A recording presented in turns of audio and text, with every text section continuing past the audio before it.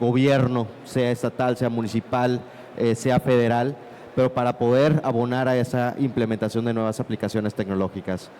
Rodrigo, en Baker McKenzie, ¿qué han identificado como principales desafíos? Ustedes que tienen un contacto directo precisamente con estas empresas que buscan ubicar sus operaciones en México o evaluar las opciones que tienen en la región. Claro, gracias.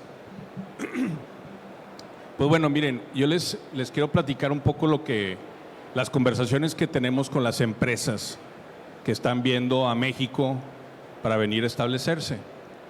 Entonces, en retos de infraestructura, pues podemos hablar de muchas cosas, pero yo creo que algo que los gobiernos tienen que seguir haciendo, porque se está haciendo, pero se tiene que intensificar, es ver qué es lo que necesitan las inversiones para llegar y quedarse. Porque una cosa es que lleguen y otra cosa es que se quieran quedar. Es muy, muy diferente. ¿Y qué tipo de empresas queremos que estén en México? Entonces, cuando hablamos de proyectos con clientes, un poco el análisis va desde qué índices macroeconómicos tiene el país, cómo está la seguridad, pero sobre todo, ¿puede ser viable o no establecer mi operación? Por ejemplo, en el caso de Nuevo León, ¿qué tan cerca está o no de mis proveedores, de mis clientes, pero qué infraestructura tiene el Estado para yo poder echar a andar mi planta? Y una de las cosas que ahorita tenemos un gran reto práctico inmediato es la transmisión de energía, ¿verdad? Eso estamos viendo que está siendo un gran tema en el análisis y la discusión. Pero bueno, si yo fuera a platicar un poco de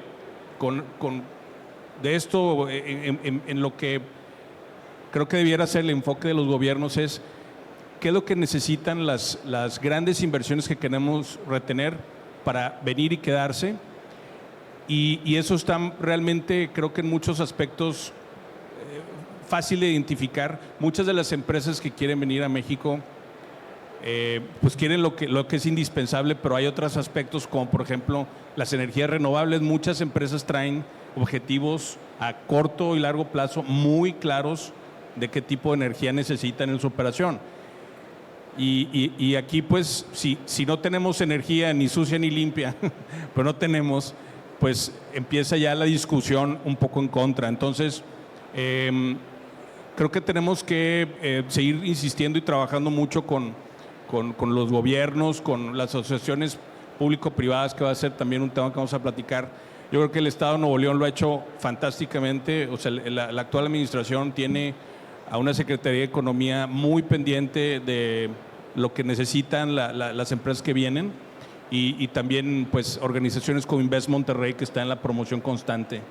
Entonces es un poco una introducción un poco del tema. No, y esas estrategias de atracción de inversión, pues a todos nos toca ser facilitadores. Mencionaste sobre la infraestructura energética en general y ahí pues dentro de lo que me toca a mí en la agencia, sí ha sido un reto, es un reto actual, pero creo que el papel que jugamos a nivel subnacional, a nivel estatal, en estos ejercicios de planeación para identificar dónde estamos creciendo, creo que es fundamental. Definitivamente buscan energías renovables, pero coincidiendo con lo que mencionaba Carla, es importante buscar esa optimización de la demanda, que lo que se está demandando, lo que se está consumiendo sea de manera eficiente. ¿Y cómo puedes hacerlo? Midiéndolo, aplicando tecnología, saber dónde están esas fugas de energía para poder ser más eficiente en tus procesos. Pero seguimos hablando de un desarrollo económico, pero el ingrediente de sostenibilidad, con ese cuidado del medio ambiente, con esa procura de un crecimiento económico, tiene que ir acompañado de un componente social. Juan Carlos, tú dentro de pues, la experiencia que tienes tanto en gobierno federal, en gobierno estatal, tanto en la Secretaría de Economía y ahora en la Secretaría de Igualdad e Inclusión, ¿cuál es ese desafío que se identifica por parte de las empresas, a lo mejor ya las establecidas, en materia de infraestructura y a lo mejor con ese componente social? Sí, gracias Eduardo, gracias al evento por esta invitación. Siguiendo un poco la línea de este panel, uno de los principales drivers de los inversionistas, es decir, los inversionistas en el exterior consideran importante varios puntos, entre ellos desde luego es la localización de los proveedores, es decir, que hayan proveedores locales certificados, muy bien capacitados, que los puedan integrar a su cadena de suministro. Sabemos que el nearshoring o el éxito del nearshoring no viene dado por el número de proyectos que entran, sino por la capacidad que tenemos como Estado de integrar a la pequeña y mediana empresa a estos proyectos. Los inversionistas también toman en cuenta que exista desde luego temas de energía, pero un punto muy importante es desde luego la relación tanto con el gobierno local y federal, es decir, que haya apertura de estos gobiernos a resolver los problemas que puedan ellos tener de manera local, de manera federal. Pero el punto más importante, no solamente en México, sino a nivel global, es la parte de abordar la sustentabilidad en la industria. Sustentabilidad en la industria nos referimos no nada más al término medioambiental, sino también al término social y ahora también para ser sostenible o sustentable también a lo largo del tiempo hay un componente extra que es la gobernanza, es decir, las empresas de todos los sectores tenemos que cumplir con temas medioambientales, temas sociales y temas de gobernanza. Es decir, saber cómo impactamos dentro y fuera en estos tres puntos, que son lo que bien se les menciona ESG o ASG. Por lo tanto, en temas de infraestructura y un desafío principal en este sentido, sí que es abordar temas de mantenimiento, que de hecho es un tema presupuestal muy pesado, pero sobre todo es asegurarnos de que estas infraestructuras sean accesibles para todas las personas. Hay un concepto japonés que nos gusta mucho, que es la industria 5.0, en donde esta industria lo que nos dice es que todos los avances tecnológicos, tanto de infraestructura, de cualquier sector de la economía, tienen que ir enfocados al beneficio del ser humano. Es decir, nuestra industria no sobrevivirá, o aquellas industrias que no tengan ese enfoque al ser humano, al beneficio del ser humano, con esto incluimos también al medio ambiente, la probabilidad de que sobrevivan en el tiempo es muy poca. Los mercados financieros ya así lo denotan, es decir, si tú eres una compañía que no tiene tema de ESG, ambiental, social y de gobernanza, integrado en tus operaciones de negocio, ya es una señal de que no eres una compañía confiable, que eres una compañía riesgosa y que por lo tanto la probabilidad de supervivencia en el tiempo es muy poca. Por lo tanto no eres competitivo. Igualmente para los temas de infraestructura hay que asegurarse, tanto infraestructura pública privada, que esta infraestructura sea accesible para todas las personas, es decir, no nada más para personas con discapacidad, como ya conocemos, sino para absolutamente todas. Y para esto, desde luego, se necesita que las empresas se guíen o tengan alguna institución que las guíe en este proceso, y de ahí viene la Secretaría de Igualdad e Inclusión en la parte que tengo el honor de liderar, que es Alianzas Estratégicas. Aquí asesoramos a las empresas para que cumplan en la parte social de los criterios ESG y así puedan ser más competitivas. Y definitivamente, si lo englobamos en este término de infraestructura social, pues caen muchas cosas en el sector gobierno, tanto a nivel de educación, a nivel de servicios de salud, la misma movilidad, pero sobre todo el empuje que tiene el sector industrial para dar ese componente económico a la sociedad en general.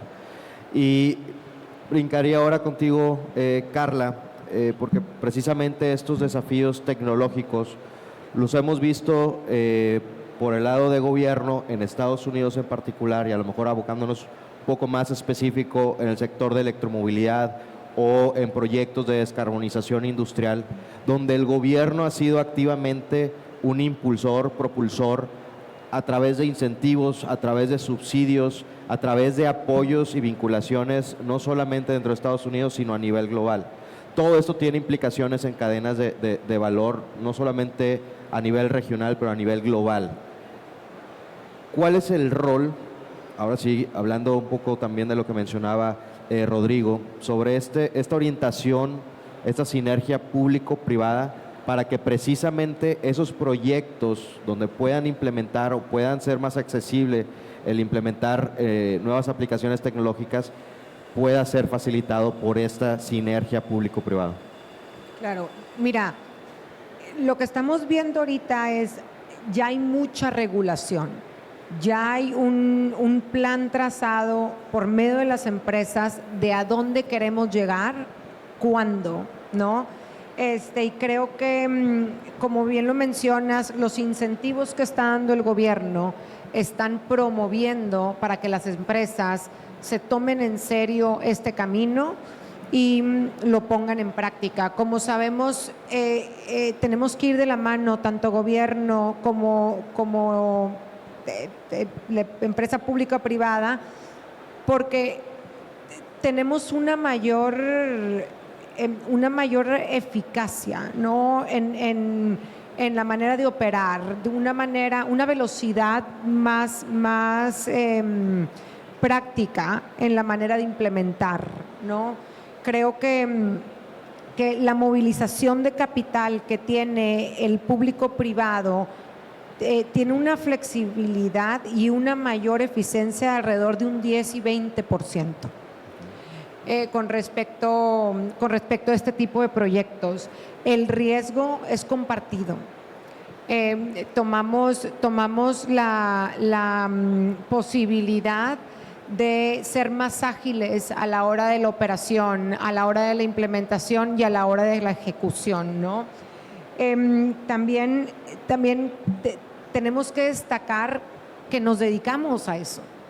Entonces, la eficiencia y la eficacia con la cual implementamos estos proyectos, con lo cual manejamos y mantenemos estos proyectos en cuestión de costos operativos, en cuestión de inclusive de operación del día a día, son alrededor de un 10% mejor, ¿no? O más. Entonces, básicamente, rompemos muchas barreras de financiamiento, de operación, de ejecución para poder atraer más inversión y poder satisfacer al final de cuentas a nuestros clientes, ¿no? Ya no estamos tan acostumbrados a operar, a esperar.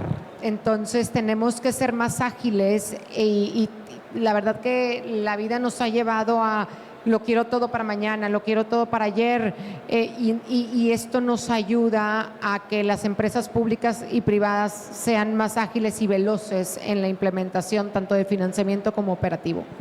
Y a veces esos términos, cuando los asocias a gobierno, pues es totalmente lo contrario. Y a veces el mismo sector privado lo que menos espera del sector público es estar en un mismo proyecto, precisamente porque vienen a hacer ese lastre o la dificultad de la burocracia para que los proyectos puedan llegar a implementarse. Definitivamente los incentivos tienen que ser parte de, pero ¿cuál podría ser ese rol? Rodrigo, tú que lo has visto en proyectos específicos y a lo mejor resumiéndolo a nivel de infraestructura, mencionabas a nivel de infraestructura energética, a nivel de infraestructura, logística, carretera, conectividad. Estas necesidades que hemos visto a nivel regional y a lo mejor enfocándonos en México comparado con las necesidades o lo que buscan las empresas en Estados Unidos, por ejemplo, ¿cuál pudiese ser ese rol público-privado para que esos desafíos que comentábamos en la ronda anterior, a través de estas asociaciones público-privadas, pues puedan empezar a ver luz? Claro. Miren, varios comentarios sobre esto.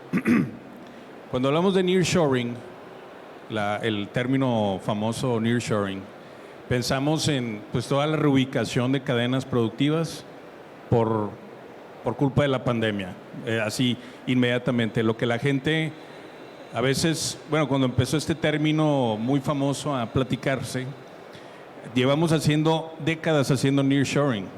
Desde que entra el decreto IMEX, hacemos nearshoring, porque muchas de las empresas han venido a México a tener establecer sus operaciones con costos más competitivos, con infraestructura que les habilita estar cerca de donde requieren el producto.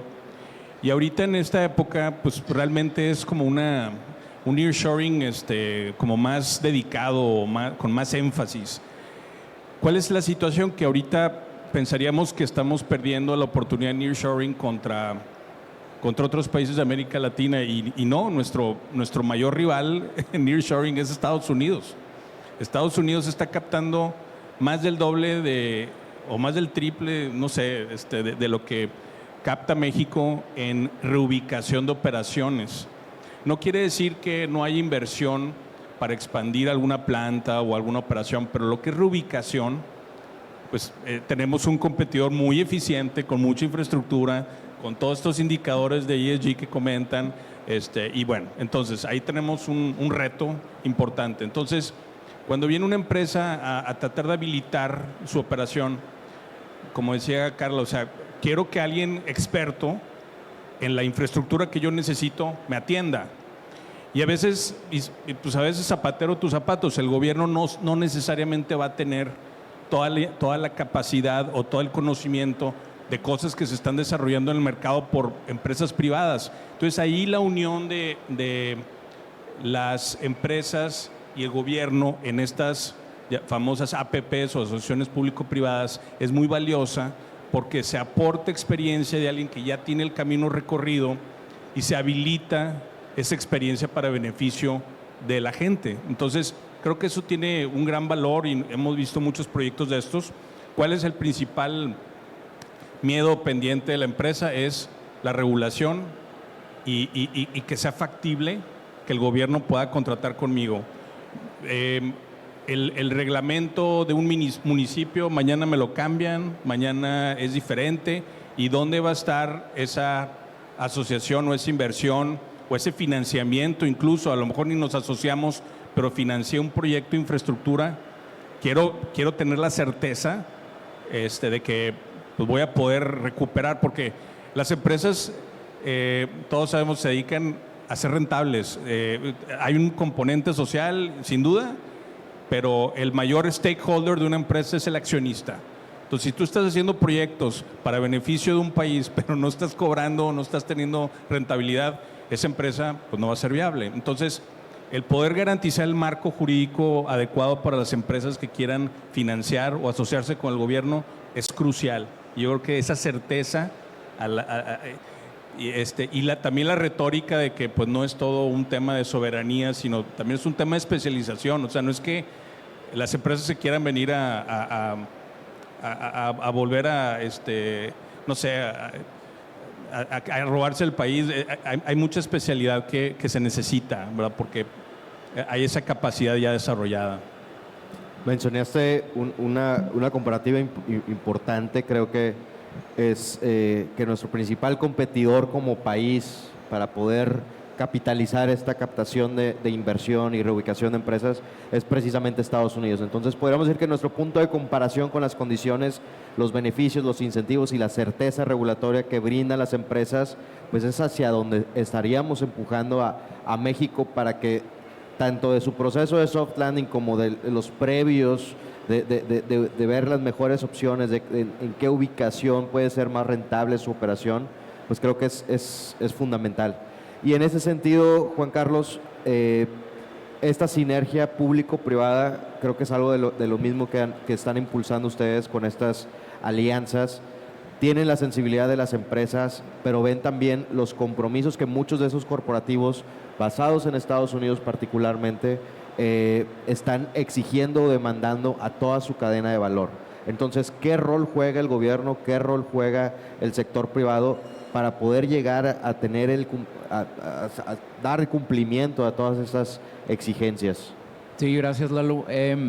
Bueno, desde acá tenemos muy claro, pues primero, la única manera de crecer sin deuda, sin duda, son por medio de alianzas público-privadas, no solamente en infraestructura, sino también en programas sociales, ¿no? Y es algo que desde hace 2 años se ha implementado muchísimo en la Secretaría de Igualdad e Inclusión.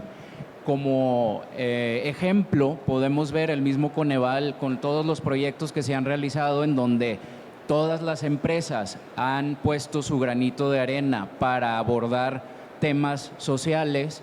Ya hemos logrado reducir un 50% la pobreza extrema. Entonces, esta es una cifra sin precedentes, pero no solamente viene dada por la política social del Estado, sino que viene dada por la reciente integración masiva de la industria privada, de la iniciativa privada. ¿Cómo hacemos esto? Pues definitivamente son alianzas estratégicas que se basan, como todas las alianzas estratégicas, primero en la confianza. Si las instituciones estatales y federales no son de confianza o aseguran su permanencia, las alianzas público-privadas no se pueden dar. Un tema principal que hacemos también desde la Secretaría es generar esa confianza en donde los programas, proyectos sociales y toda la inversión que se haga en conjunto con las empresas se les da una rendición de cuentas pues de manera permanente para que la empresa sepa a dónde o qué se está haciendo con ese proyecto que estamos haciendo en conjunto.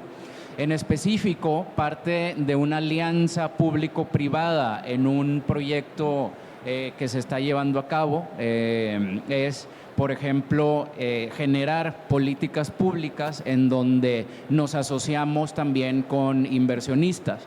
Entonces, este tipo de asociación lo que hacemos es un programa social, por ejemplo, introducir, no sé, a jóvenes o temas de infraestructura, si lo queremos poner, para que trabajen en el sector de la infraestructura y demás. Entonces, nos aseguramos nosotros de que esos jóvenes realmente se integren a trabajar en este sector, de que se queden trabajando en este sector, y si la política pública sale bien, nosotros pagamos a ese inversionista esa política pública, y si no, no se paga y es un riesgo que el inversionista va a asumir. Esto se llama un bono social de pago por resultados, que lo que hacemos es, primero cada política pública la evalúen el sector privado para que sea eficiente y después nosotros como gobierno la implementamos. Si esa política pública el inversionista considera que no tiene un retorno o no genera absolutamente nada, pues es una política pública que ya nos ahorramos tanto recurso y demás, y que posiblemente en esos años invertidos no hubiera salido como hubiéramos querido. Entonces, las alianzas en este sentido, tanto público-privadas en infraestructura y en todos los sectores, si nos aliamos en conjunto, gobierno, iniciativa privada, siempre va a ser más eficiente el resultado.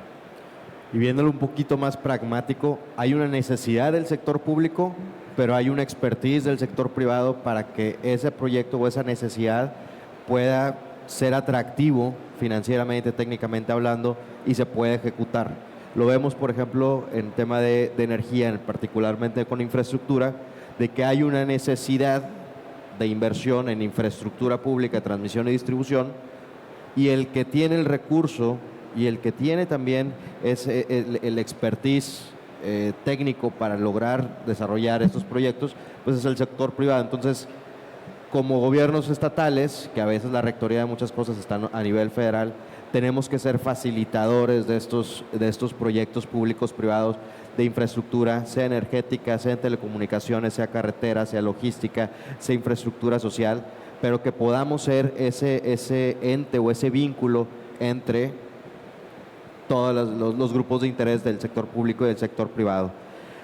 Y resumiendo ya un poquito, hablábamos de desafíos, hablábamos de esta sinergia o esta alianza público-privada. ¿Qué estrategias están implementando actualmente o propondrían para que, haciendo uso de estos mecanismos de alianzas y vinculaciones, puedan llegar a materializarse? Claro, obviamente desde su trinchera y lo que ven un poco también a nivel regional. Claro, creo que se está poniendo bien interesante el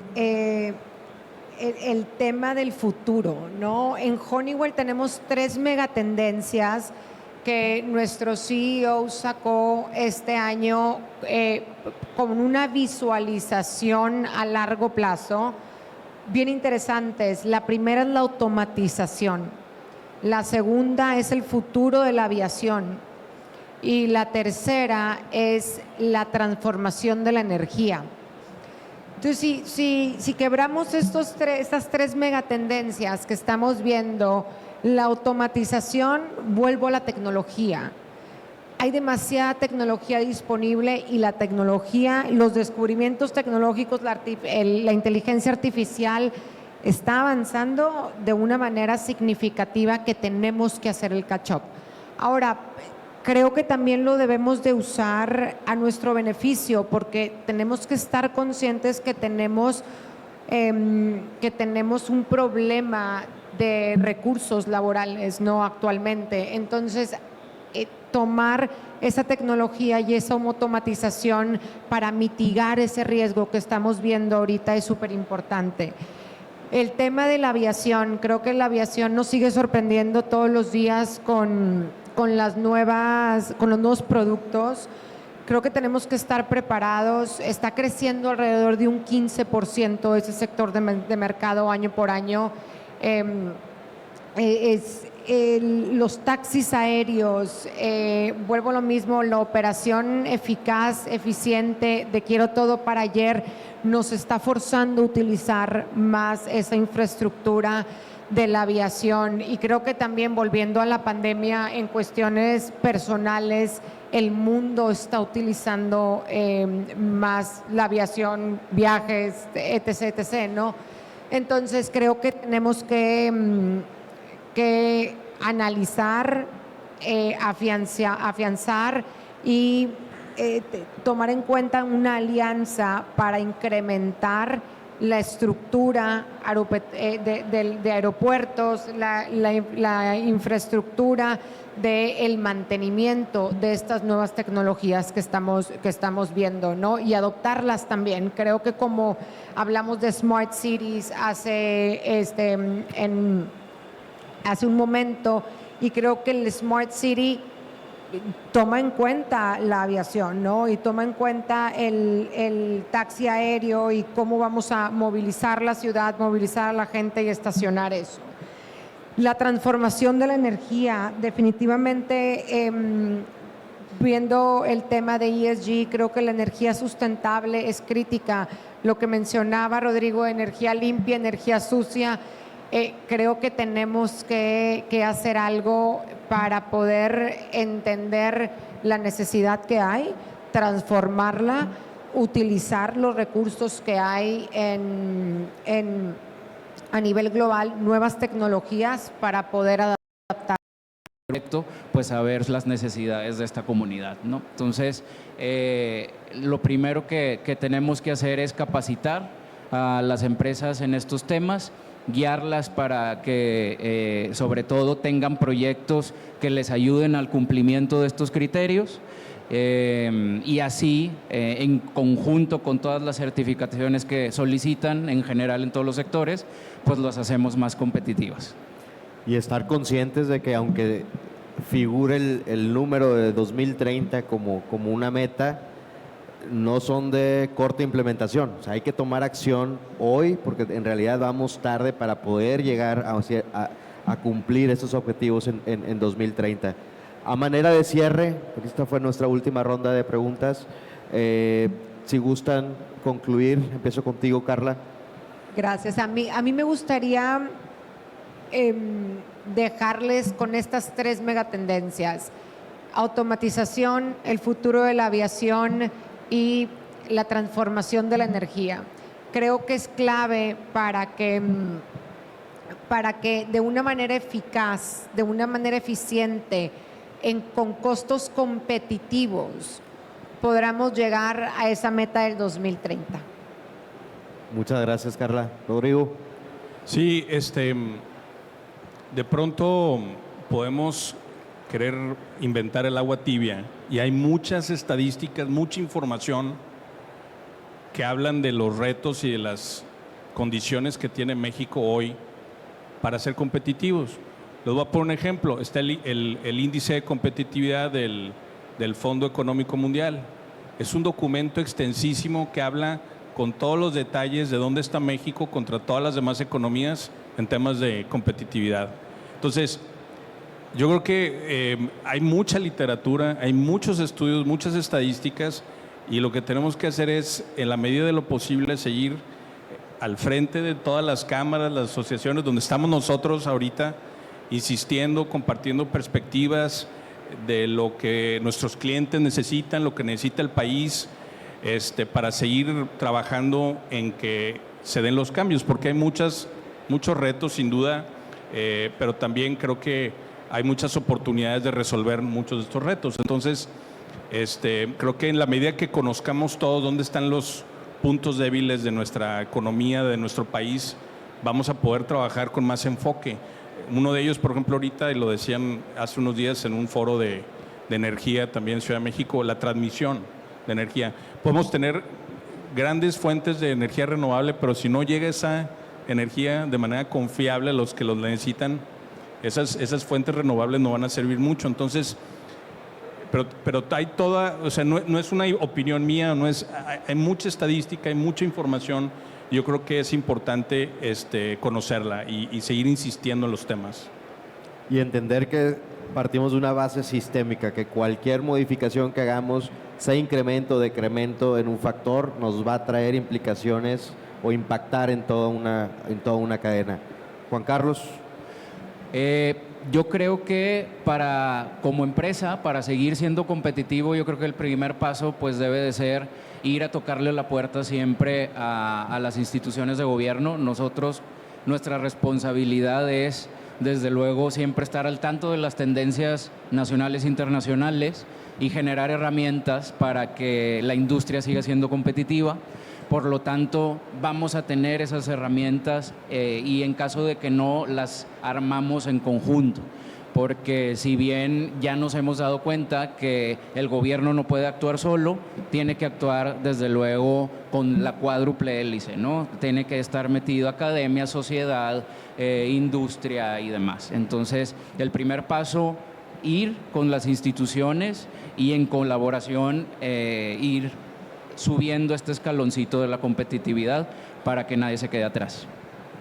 Pues bueno, agradecerles, Carla, Rodrigo, Juan Carlos, muchísimas gracias por la participación en este panel, agradecerles a todos ustedes y pues no sé si tengamos un espacio, 5 minutitos, preguntas. A ver, allá vi 1, 2, 3, 4.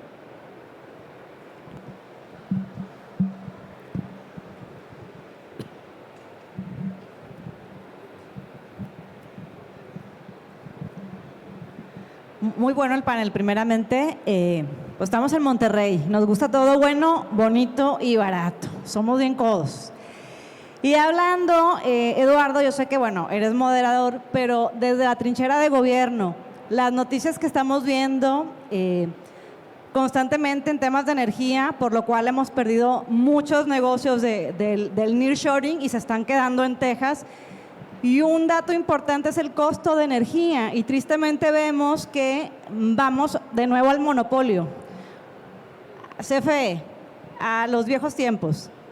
¿Qué onda con eso? Porque esa es una variable muy preponderante en perder esos landings que se estaban negociando en Nuevo León, por ejemplo, como estado, y sé que es distinto el gobierno federal, pero la verdad es que es súper importante y relevante, ¿no? Ahorita el tema del coste de energía y por lo cual le es más conveniente a una empresa montarse en Texas que en Nuevo León, por ejemplo. ¿Qué nos dicen, sobre todo los dos que están del lado del gobierno, ¿no? De acuerdo, ¿cómo ustedes ven eso, no? Mira, yo creo que es importante destacar, uno, que dentro de la misma generación que tenemos aquí en el estado de Nuevo León, ha habido un incremento importante, al menos hoy el componente de renovables a nivel de capacidad instalada es cerca del 15%, pero hay otros tantos proyectos que van a poder llegar a incrementar en un lapso de 5 o 6 años a números del 25, 30 o hasta el 35% del componente renovable. Cuando comparamos, ahora sí que peras con manzanas, gran parte de las centrales de ciclo combinado que operan con gas natural que están aquí en el estado, pues ese gas natural proviene de Texas. Entonces, la fuente de suministro, la fuente de extracción, pues obviamente es mucho más competitiva dentro de la zona donde están, en este caso Texas. Entonces, creo que para llegar a ser competitivos va a ser importante el detonar proyectos de infraestructura. Y la única manera en que estos proyectos de infraestructura se pueden detonar es a través de asociaciones público-privadas. Entonces, es algo que estamos empujando como Estado, es algo que estamos trabajando con la administración actual, es algo que iniciamos pláticas ya con el equipo de transición para que esos proyectos de infraestructura que ya se tienen identificados puedan llegar a materializarse, pero en sinergia. Entonces, creo que coincido con lo que mencionaba Rodrigo, es prometedor, es optimista, hay que buscar apostarle al cómo sí, y creo que ahí es donde nosotros como Estado, dentro de todas las áreas del gobierno estatal, es lo que buscamos, el cómo sí se pueda materializar y cómo poder dar esos resultados. Hola, muy buenas tardes. Yo soy de la parte aeronáutica internacional. Y algo que me gustó que platicó Rodrigo es todas las cosas que como empresas de la aviación y de la parte privada tenemos un poquito de problemas cuando queremos ser parte de este mercado mexicano. ¿Por qué? Porque nos queremos dar de alta en los sistemas para poder dar un servicio o una distribución. Y nos enfrentamos con el tema de que por ser una empresa internacional, por ejemplo, no somos manufacturera, somos una distribuidora, pero nos piden certificados que nosotros no tenemos. Entonces, eso es un poquito adecuar los procesos o los sistemas que quieren implementar para lo que es toda la inversión privada o extranjera, que yo les pediría que consideraran. Por ejemplo, yo he querido hacer lo que es en Compranet, dar de alta a mi empresa, y fue ahí donde me topé con ese pequeño detalle, de que me pedían certificaciones que realmente nosotros no tenemos por no ser manufactureros. Nosotros somos distribuidores. Entonces sería nada más solicitar esa parte de que podamos adecuar los requerimientos que tienen las diferentes partes en este negocio, que es una parte de lo que platicaba Rodrigo. Sí, o sea, creo que si viene una empresa como ustedes a invertir en el país y de antemano me acerco con un gobierno local y digo, necesito esto, y el gobierno está dispuesto a dártelo y a facilitar, ahí hay una gran indicación de que tu operación es querida y va a ser bienvenida. Entonces, nosotros insistimos mucho cuando vienen empresas extranjeras y ya traen todo un plan de negocios. Yo tengo un mapita, les digo, estos son como los pasos que hay que seguir. El primero es acércate con el gobierno local a discutir tus planes de expansión, porque a lo mejor tú traes un proyecto padrísimo, pero te vas a ir a un lugar donde no hay mano de obra calificada, donde hay muchísima rotación, donde la gente no quiere estar en una industria intensa. O sea, entonces esa parte de explorar el país y acercarse y entender el marco regulatorio y los retos son fundamentales para ir en un business case de una empresa a platicarles al consejo, decirle, porque las decisiones, les prometo, no las va a tomar alguien en México, la van a tomar a 30,000 pies de altura, un consejo de administración, con una PowerPoint que les van a llevar en base a una visita que hicieron a México. Entonces, entre más información tengas de las características del lugar donde te quieres establecer, más fácil va a ser que tu proyecto vuele, pero también que el gobierno donde vas a llegar te quiera y te reciba y te ayude. Eso es fundamental. Entonces, yo creo que nuestra experiencia con los gobiernos ha sido muy buena. Todos los estados se pelean la inversión. En el caso de Nuevo León, pues claro, como decían por aquí, pues queremos que se quede aquí, pero muchos de los proyectos que no se quedan se terminan yendo a otro estado, pero se quedan. Entonces, esa parte yo creo que es muy importante desde un inicio, pero también en la continuidad, estar muy cerca de tu gobierno local, estatal, para estar habilitando las cosas que necesitas, ¿verdad? Creo que tenemos una última acá. Hola, buenas tardes. Mauricio Galindo, de aquí de Monterrey. Sabemos que el nearshoring, el reto principal antes era tener o globalizar todos los proveedores, rutas de acceso y de salida, cercanía con Estados Unidos, etcétera. Hoy en día el reto principal que nos enfrentamos para que lleguen son los nodos o la capacidad de los nodos de CFE, cuanto a transmisión, distribución, transformación y generación. Hoy todos están comprometidos. El SENACE nos está diciendo que la demanda ya está superando la oferta en cuestión de transformación, y las islas que se están generando a nivel federal. Tenemos hoy 11 islas donde no puede sacar la energía de donde se está generando. Divido la pregunta en dos partes. Una es, a corto plazo, ¿qué es lo que vamos a hacer como Estado? Y a largo plazo, ¿cómo nos podemos alinear con nivel federal para que la transmisión y distribución pueda ser algo que se pueda resolver en un futuro, si no es inmediato o a corto plazo, ¿no? Se me hace que esa me toca a mí. Bueno, rápidamente, creo que tenemos dentro de nuestra ruta energética lo que estamos implementando, proyectos, programas, van precisamente para ser un facilitador más. Entonces, en primer punto es planeación para que se puedan detonar los proyectos de infraestructura. Saber dónde estamos creciendo, cuáles son las necesidades de generación, cuáles son las necesidades de transformación para llevar esa última milla a los principales centros de carga, y abonar un poco más también a los ejercicios de planeación de si queremos seguir incorporando renovables, dónde se pueden detonar y cuáles van a ser los requerimientos de infraestructura. Entonces, hasta ahí es lo que podemos nosotros aportar, junto con un mecanismo de asociación público-privada para que esos proyectos se puedan detonar.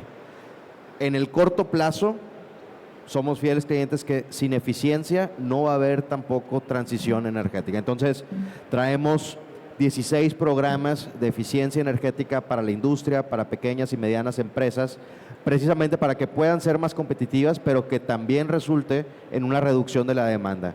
Entonces, vamos planeando qué vamos a requerir de infraestructura, vamos optimizando la demanda que tenemos el día de hoy, vamos apostándole a energías renovables para que dentro de esa matriz sea siempre más limpia, más verde. Y por último, el cuarto eje, que es un poco más la visión, es hacia dónde queremos llegar como Estado. Entonces, vemos un potencial importante en hidrógeno verde y la demanda que tiene el sector industrial. Entonces, es ir apostándole a políticas públicas que nos lleven en ese sentido. Entonces, es un poquito de todo de cómo lo estamos abordando dentro de la agencia. Muchísimas gracias a todos. Juan Carlos. Muchas gracias a todos. Gracias, Carla, Tocayo, Rodrigo, Eduardo. Interesantísimo todo lo que vimos el día de hoy. Les pido un aplauso para nuestros panelistas.